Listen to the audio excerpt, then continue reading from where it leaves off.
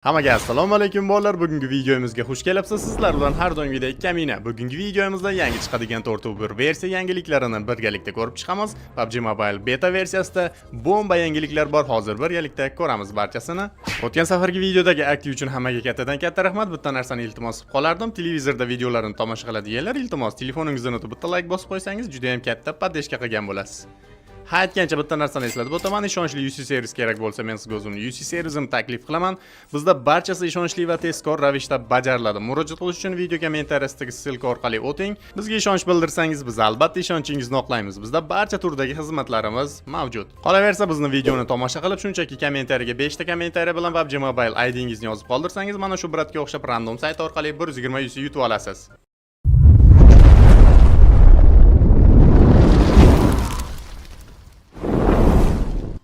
Xo'p do'stlar, bizni yaqinda chiqadigan Tortuber versiyada naqd ikkita event kutib turadi har doimgidek. Bittasi Severniy tomonda va bittasi mana bu ko'prikning naqd boshlanish joyida bo'ladi. To'g'risi bu joyda event bo'lishini birinchi marta ko'rishim.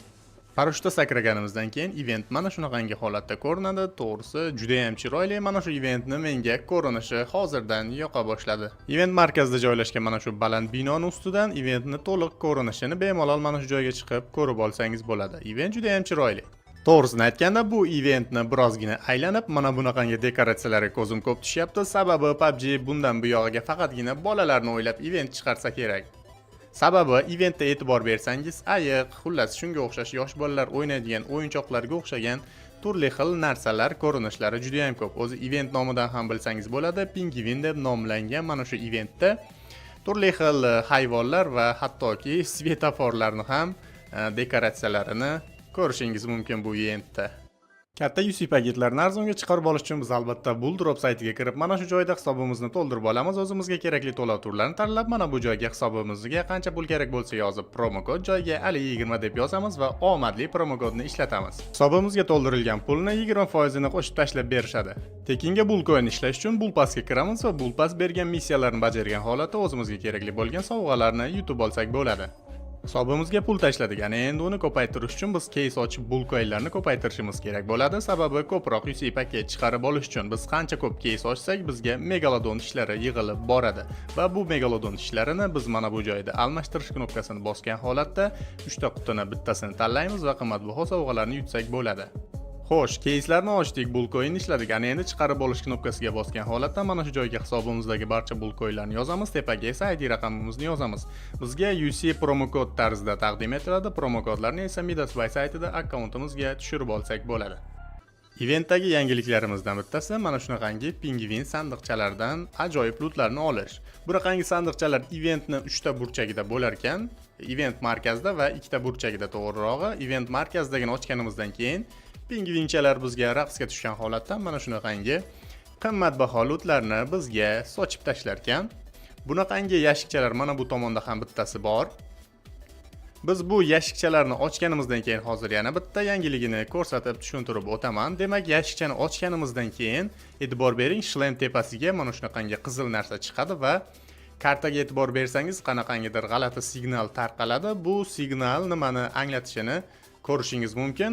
Qaysi tomondan odam kelganini kartada qizil qilib ko'rsatadi va eventni ana shu tomonida odam borligini bilib olsangiz bo'ladi. Buni ham hozir borib birgalikda tekshirib o'tib ketamiz. E'tibor berishingiz mumkin, rostdan ham eventni mana shu tomonida odam emas, to'g'rirog'i bot yuribdi, lekin obnovleniya kelgandan keyin qandaydir odam bo'lsa, ana shu yashikchalarni ochganimizdan keyin eventni qayerdadir odam bo'lsa bemalol topib olsangiz bo'ladi. Navbatdagi yangiligimiz odamlarni loot yashigini mana shunaqangi tarzda yelkamizga olib ko'tarib yursak bo'lar ekan. Bu qanchadir foydali yoki zarar bor bilmadim, lekin joyda turgan holatda menimcha tezroq loot qilasiz. Buni xavfsiz joyga olib boraman deguningizcha, bunaqangi sekin yurgan payti menimcha odamlar otib tashlashi mumkin.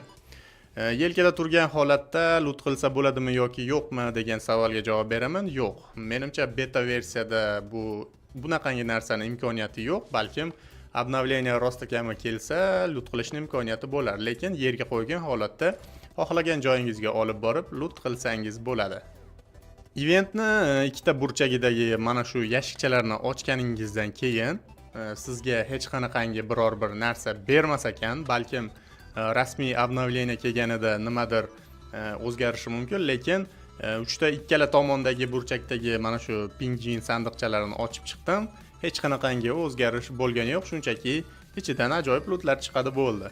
Yana men sezgan bitta yangiliklardan biri, endi odamga otsangiz g'alati tovush chiqar ekan. Hozir shuni eshittirib ko'rsataman. Boshiga tekkandagi ovoz emas, boshqacha tanasiga tegsa ham ovoz chiqar ekan, hozir eshitamiz. Ko'rishingiz mumkin, bu obnovleniya kelganda yo'q bo'lib ketadimi yoki yo'q bunisini bilmadim, lekin men beta versiyada shuni sezdim. Keyingi yangiliklarimizdan bittasi yangi yuz qiyofasi qo'shilar ekan. Bu Royal Pass'da qo'shiladimi, nimada qo'shiladi bilmadim, lekin mana shunaqangi tarzda qiz bolaga yangi yuz qiyofasi qo'shilar ekan. Bu faqat qiz bolada bo'ladimi deganlar uchun yo'q, albatta. O'g'il bola personajga ham yangi yuz qiyofasi mana shunaqangi tarzda qo'shilar ekan. E'tibor berishingiz mumkin. O'zgartirib ko'rsatyapman, farqini sezishingiz mumkin. Ancha-muncha farqi bor, lekin bilmadim kimga kerak bu yuz. Xo'sh, eventdagi yana bitta yangiliklarimizdan bittasi mana shunaqangi mashina bo'lar ekan. Bu mashina emas, to'g'rirog'i, aniqrog'i bu qor pushkasi deb atasak ham bo'ladi. Eventdan deylik, odamlarni yopdingiz va eventdan ketmoqchisiz. Mana shunaqangi mashinali pushka yordamida eventdan uchib ketsangiz bo'ladi. Hozir qanday qilib uchirishni sizlarga mana bu skrinshotdan keyin batafsil ko'rsataman. Demak, e'tibor beramiz. Xohlagan tomoningizdan kelsangiz bo'ladi. Xo'p, oldiga kelganimizdan keyin mana shu knopkasini bosamiz. E'tibor bering. Pushkani ichiga kirib olsangiz bo'ladi. Eng qizig'i faqat mana shu tomonga burilyapti bu va baland qilsak ham bo'ladi. Va otadigan knopkasini bossangiz mana shunaqangi qorli o'qga aylanamiz. Ya'ni to'p deymizmi, shar deymizmi va yo'qoladi va siz mana shunaqangi tarzda yerga qo'nib olsangiz bo'ladi. Unchalik uzoqqa uchirib yubormas ekan lekin. Yangiliklardan yana bittasi, bizga bu kartada, Erangel kartasida yangi zona, ya'ni yangi joy qo'shilar ekan. Zonani nomi Boat Yard deb atalar ekan. Boat Yard nima degani bilmadim, kirisa kallani. Bu joy oldin qanaqangi ko'rinishda edi va nomi nima deb atalardi? Kommentariyaga yozib ketamiz. Yangilangan versiyamizda esa mana shunaqangi joy bo'lar ekan. Bu menimcha qandaydir port bo'lsa kerak.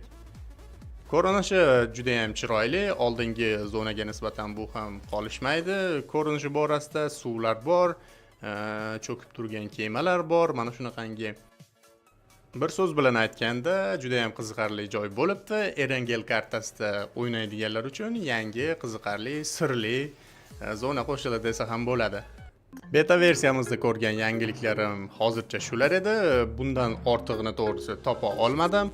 Yangi qobiliyatlar, qanaqangidir uchadigan moslamalar haqida hech biror bir yangilik yo'q bu beta versiyada. Balkim yana bir marta beta versiya yangilansa, menimcha boshqa qobiliyatlar ham qo'shilsa kerak. Ana shu qobiliyatlar qo'shilgandan keyin batafsil videolarni ko'rib borish uchun Telegram kanalimga obuna bo'lib qo'ying. Telegram kanalimga barchasini tashlab boraman. Telegram kanalim silkasi video kommentariyasida bo'ladi. O'tib qo'ysangiz yangiliklardan birinchilardan bo'lib xabardor bo'lasiz. Bugungi videomiz shulardan iborat edi.